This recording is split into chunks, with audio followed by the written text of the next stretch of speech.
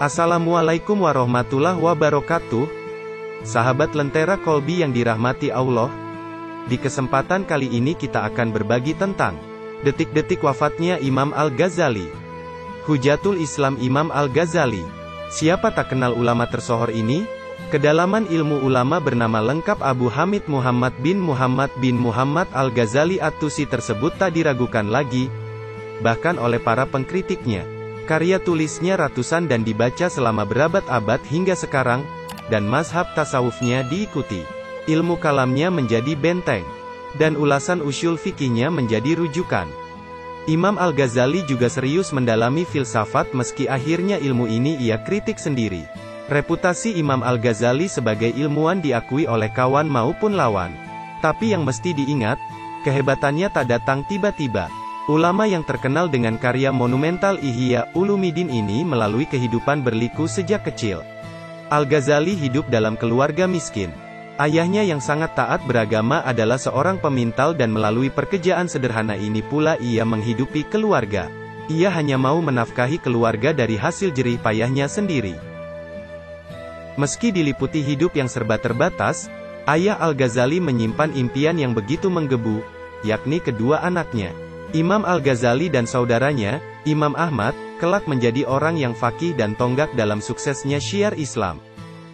Ayah Imam Al-Ghazali memang orang yang gemar mengunjungi majelis-majelis ilmu, melayani para ulama, dan ketika mendengarkan kalam guru-gurunya itu ia menangis dan merunduk sembari melangitkan doa bagi masa depan anak-anaknya.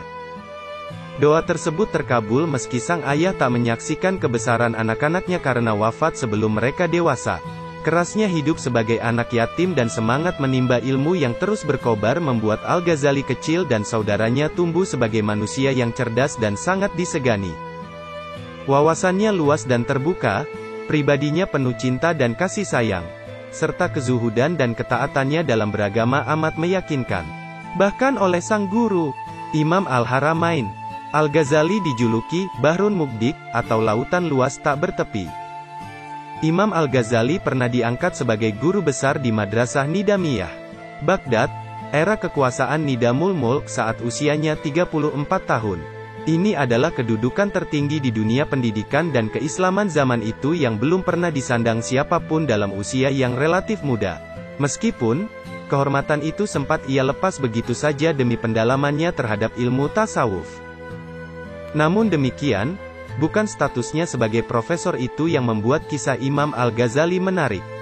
Setelah mengakhiri pengabdian di Madrasah Nidamiyah, sang imam pulang ke kampung asal, Tus, dan mendirikan zawiyah atau semacam pesantren untuk meneruskan hikmah mengajar hingga akhir hayat.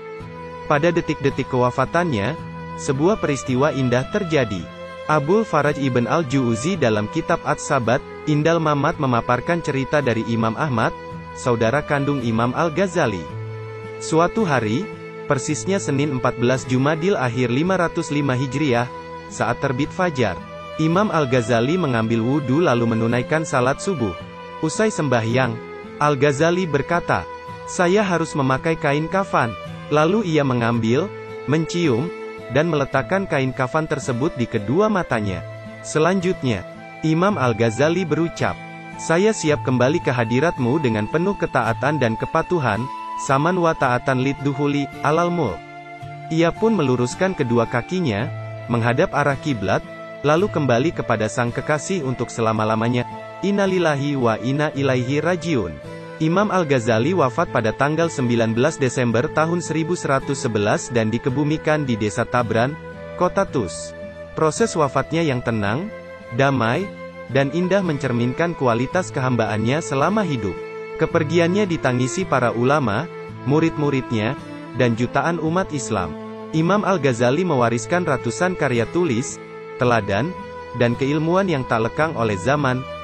Wassalamualaikum warahmatullahi wabarakatuh.